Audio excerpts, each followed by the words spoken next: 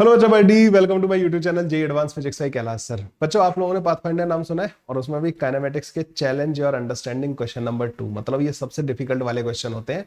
तो काइनेमेटिक्स के बच्चों सबसे लास्ट में 4 क्वेश्चन दे रखे हैं और इस वाले सेक्शन में मतलब one of the most difficult, और उनका बच्चों ये आज मैं आप लोगों को सेकंड क्वेश्चन करवाने वाला हूँ। ठीक है, तो इस क्वेश्चन में बच्चों वैसे सर्कुलर का भी कॉन्सेप्ट यूज हो रहा है और काइनेमेटिक्स भी यूज हो रहा है, मतलब सर्कुलर का काइनेमेटिक्स वाला पार्ट यूज हो रहा है इसमें। ठीक है, चलिए। सो यहां पे दे रखा है बच्चों, one end of a light inextensible thread of length L is held stationary over a frictionless horizontal floor while a small bead tied at the other end of the thread is describing a circular path with a uniform speed v naught on the floor as shown in the figure. The upper end of the thread is suddenly pulled vertically upward with a constant acceleration a naught. If the bead does not leave the floor, find the magnitude of its acceleration immediately after the upper end of the thread is pulled. ठीक है, तो ये बच्चों यहाँ पे इस तरीके का क्वेश्चन हम लोगों को दे रखा है और क्वेश्चन मेरे ख्याल से सबको क्लियर हो गया होगा। लेंथ एल दे रखी है बच्चों, ये एंगल थीटा के बराबर दे रखा है, वी नॉट से सर्कुलर पाथ में ये मूव कर रही थी यहाँ पे ना, इस तरीके से। और इसका एक्सेलरेशन आपने ऊपर की तरफ सडनली ए नॉट दे दिया और अब इसका बीड का एक्सेलरेशन आप लोगों को बताना है। ठीक है, ओके, चलिए। अच्छा, इस वाले क्वेश्चन को जिन लोगों ने क्लास 11th वाले बच्चों को ना सर्कुलर पढ़ने के बाद करना है, मेरा जो सर्कुलर वाला कोर्स मतलब क्लास 11th का मेरे JEE Main physics by Kailash sir YouTube channel पर जो कोर्स चल रहा है ना ईयर लॉन्ग, उसमें सर्कुलर जब पढ़ लो तो उसके बाद आपसे बड़े आराम से हो जाएगा। अच्छा बच्चों, मैं यहाँ पे क्या करता हूँ, इसको ओरिजिन मान लेता हूँ। ठीक है, पार्टिकल की पोजीशन किसी टाइम पे आर वेक्टर लिख देता हूँ। तो एक्सेलरेशन होता क्या है किसी भी पार्टिकल का ना, पहले उसको समझते हैं। तो बच्चों, पोजीशन वेक्टर जो होता है ना किसी भी पार्टिकल का, वो आर इंटू आर कैप होता है। इफ यू रिमेंबर, मतलब आप लोगों में से ध्यान रखना कि क्लास 11th वाले बच्चे जिन्होंने ये सब नहीं पढ़ रखा है उनको थोड़ी परेशानी आ सकती है। तो बेसिकली अगर ये एक्स एक्सिस है, ये वाई एक्सिस है, एक पार्टिकल प्लेन में मोशन कर रहा है। ठीक है, इस प्लेन में मोशन कर रहा है ना, ये एंगल अगर बच्चों थीटा के बराबर है तो ये आर वेक्टर होता है इधर की तरफ, तो इस डायरेक्शन में यूनिट वेक्टर 1 मैग्नीट्यूड का वेक्टर होगा। तो आर कैप की जो वैल्यू आ जाएगी ना बच्चों, वो क्या आ जाएगी हमारे पास, 1 का इधर वाला कंपोनेंट कॉस थीटा, तो ये आ जाएगी कॉस थीटा आई कैप प्लस का साइन थीटा जे कैप के बराबर आ जाएगी। ठीक है, ये हमारे पास बच्चों आर कैप आ गया। ये पोजीशन वेक्टर होता है। आर बच्चों इसकी मैग्नीट्यूड है, जो पोजीशन वेक्टर है उसका मैग्नीट्यूड है, और आर कैप बच्चों उसकी डायरेक्शन रिप्रेजेंट कर रहा है। किसी भी पार्टिकल की वेलोसिटी क्या होती है बच्चों, ऑब्वियस बात है, इसको डिफरेंशिएट कर दो। तो यहाँ पे आर इंटू आर कैप, इसका डिफरेंशिएशन जब करोगे ना बच्चों, तो ये आ जाएगा तुम्हारे पास D are by D T R cap plus का R into D R cap by D T. ठीक है, अब मैं थोड़ा ज्यादा ही डिटेल में एक्सप्लेन कर दे रहा हूं इसको ना, पहले मैं तुम्हें बता रहा हूं इसके एक्सेलरेशन को समझा रहा हूं, फिर उसके बाद आपको मैं इसका एक्सेलरेशन फाइंड करके दिखाऊंगा। ठीक है, ये वेलोसिटी हो गई। अगर आपको याद हो तो ये d are by D T जो जिस रेट से डिस्टेंस चेंज हो रही होती है वो वाली वेलोसिटी, और ये रेडियल डायरेक्शन में आती है ना। व्हाट इज दिस, तो एक काम करो बच्चों, इसको डिफरेंशिएट करते हैं, d are cap by D T, are cap को डिफरेंशिएट करते हैं, तो ये हो जाएगा बच्चों कॉस थीटा का डिफरेंशिएशन हो जाएगा माइनस का sine theta into D theta by D T R आएगा। ठीक है, प्लस का cos theta into D theta by D T. ठीक है, एक और आएगा, ये जे कैप हो गया, और यहाँ पे बाहर मल्टीप्लाई कर देना D theta by D T से। ठीक है, आप ये देखना बच्चों, आप लोगों में से जिन लोगों ने पढ़ा हो, ये वेक्टर होगा एक इसके परपेंडिकुलर, जिसको एन कैप बोल रहा हूं मैं।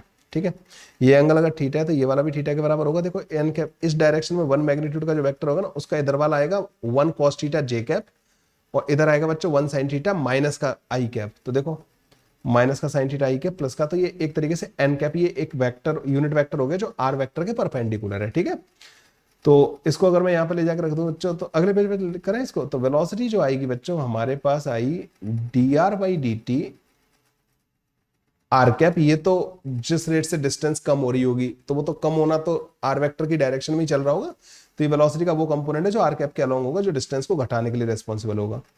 ये बच्चों ओमेगा होता है, ये थीटा जिस रेट से रोटेट हो रहा होता है, और ये एन कैप हो गया। तो थीटा ये omega into r n cap, तो यहां पे प्लस का ऐसे लिख सकता हूं मैं, omega into r n cap ऐसे लिख सकता हूं। अब देखो समझना इस चीज को ना, इसमें सब कुछ ये पूरा सब कुछ कवर हो जाता है इसमें। अगर एक पार्टिकल मान लो ऐसे चल रहा है, ठीक है, थोड़ा ऐसे न बना के हम इसको ऐसे बनाते हैं। मान लो देखो आज आपकी काइनेमेटिक्स एकदम सुदृढ़ हो जाएगी। ठीक है, एक पार्टिकल की वेलोसिटी इधर की तरफ है, ठीक है, ये एंगल थीटा के बराबर है, ये आर वेक्टर हो गया पार्टिकल का। तो इस पार्टिकल की वेलोसिटी के दो कंपोनेंट आएंगे, एक इधर आएगा और एक इधर आएगा। ये जो कंपोनेंट है ना बच्चों, ये वाला जो कंपोनेंट है जो भी आएगा मतलब ना v1 और ये v2, तो देखो इधर वाला जो आर कैप वाला कंपोनेंट है जो डिस्टेंस को चेंज करेगा वो ये वाला कंपोनेंट है, और ये वाला कंपोनेंट आ रहा है ना एन कैप, इसके परपेंडिकुलर डायरेक्शन में, और उसका मैग्नीट्यूड कितना होता है ओमेगा इंटू आर के बराबर।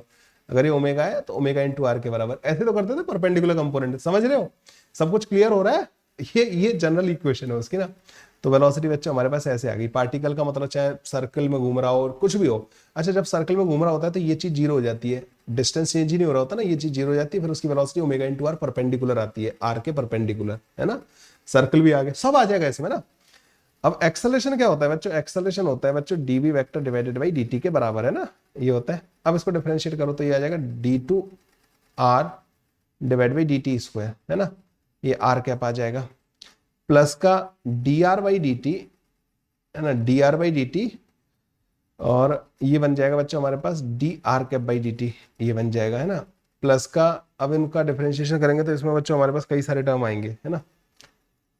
एक आएगा r into d omega by D T into N cap, है ना, एक तो ये आ गया, प्लस का omega into D R by D T N cap, और एक आएगा बच्चों omega into r d n cap by D T. ये आ गए बच्चों हमारे पास ना सारे के सारे एक्सेलरेशन में इतने टर्म्स आएंगे। इसमें से बच्चों एन कैप को भी डिफरेंशिएट करो, तो जब तुम एन कैप को डिफरेंशिएट करोगे ना तो d n cap by D t की वैल्यू मैं डायरेक्ट लिख दे रहा हूँ, है ना। जब तुम इसको डिफरेंशिएट करोगे ना, इस ये जो एन कैप आया है इसको जब डिफरेंशिएट करोगे तो एक तो D theta by D T बाहर आएगा, है ना, और ये बच्चों माइनस का आर कैप के बराबर आ जाएगा, तो ये d theta by D T minus का आर कैप के बराबर आ जाता है। ठीक है, करके देख लेना डिफरेंशिएट ना, वो D theta by D T को मत भूलना, मतलब ना करना। तो इसको यहाँ पे ला के रख दूं मैं सारी की सारी। तो एक्सेलरेशन के जो वैल्यूज आएंगी बच्चों वो हमारे पास, एक तो ये d two r by D T square, ये तो बच्चों जो रेडियल एक्सेलरेशन जो जिससे डिस्टेंस चेंज वेंज हो रही होती है ना वो वाला एक्सेलरेशन है ना, ये d two r by D T square, है ना, ये आर कैप आ गया, प्लस ये बच्चों रेडियल डायरेक्शन में वेलोसिटी है ना, और D R cap by D T बच्चों दोबारा से यहाँ पे आ रहा है ना, ये d are cap by D t, तो ये d theta by D T into N cap के बराबर था। ठीक है, तो d are by D T into ये हो गया बच्चों, यहाँ पे आ जाएगा ओमेगा इंटू एन कैप। ठीक है, ये हमारे पास आ गया, और प्लस का ये बच्चों d omega alpha into r n cap, ये वो वाला टर्म आ गया alpha into r n cap वाला, है ना। और क्या है यहाँ पे बच्चों हमारे पास omega into D R by D T into N cap, तो ये दो बार कर दो बच्चों इसको, ये omega into D R by D T N cap, ये वाला दो बार आ गया, रिपीट हो गया है ना। और ये क्या हो गया बच्चों, ये इसको जब तुम यहाँ पे लाके रखोगे ना तो ये टर्म पता है क्या आ रहा होगा, माइनस का ओमेगा स्क्वायर आर, ये। ठीक है, देखो इसको जब यहाँ रखोगे ना तो D theta by D T omega हो गया, तो ओमेगा स्क्वायर आर और माइनस का आर कैप, तो ये ओमेगा स्क्वायर माइनस का आर वेक्टर हो गया। तो अब ये जो एक्सेलरेशन है ना बच्चों, ये जो आया इसमें ध्यान देना अब क्या क्या है। ये वाला पार्ट बच्चों वो सेंट्रीपिटल एक्सेलरेशन वाला है। ठीक है, ये वाला अगर सडनली इधर उधर मतलब डिस्टेंस चेंज हो रही हो मतलब ना उसकी, तो ये वो वाला कंपोनेंट है। और ये बच्चों ये velocity along the line that into omega. तो हमें पता है कि अब हमारे वाले केस में आते हैं, हमारे वाले केस में ये जो डिस्टेंस है ना ये आर, इसको मैंने आर बोल दिया, ठीक है, और इसको बच्चों मैंने वाई बोल दिया, और ये हो गया एल। ठीक है, ये हो गया ना, ओरिजिन हमने यहां मान लिया, ये पार्टिकल यहां पे था। तो इसको जैसे हमने एक्सेलरेशन दिया है ना इधर, तो यहां पे बच्चों d are by D t zero है, इधर की तरफ d are by D t, remember this, I am not saying r vector, r by D t मतलब इधर की तरफ कोई वेलोसिटी नहीं है। अच्छा एक चीज बताओ मेरे को, ये जीरो है तो क्या इसका जीरो होना जरूरी है? ये नॉन जीरो है। क्या ऐसा हो सकता है कि ये जीरो हो और ये नॉन जीरो हो? ये इस डायरेक्शन वाली वेलोसिटी है, उसका ये रेट ऑफ चेंज है बच्चों। किसी टाइम पे इधर वेलोसिटी नहीं है लेकिन dt टाइम बाद आने लग जाएगी, है ना, तो इधर की तरफ ये चीज जीरो नहीं हो सकती है। जैसे होता है ना, ये एक तरीके से वेलोसिटी है और ये एक तरीके से एक्सेलरेशन है, तो तुम्हें पता है ना कि वेलोसिटी जीरो होती है तो एक्सेलरेशन का जीरो होना जरूरी नहीं है। हाँ dt टाइम बाद अब वेलोसिटी आने लगेगी, तो मैं ये कहना चाह रहा हूं तो इस वाले एक्सेलरेशन के एक्सप्रेशन में इस मूवमेंट पे हमारे वाले केस में ये 0 है।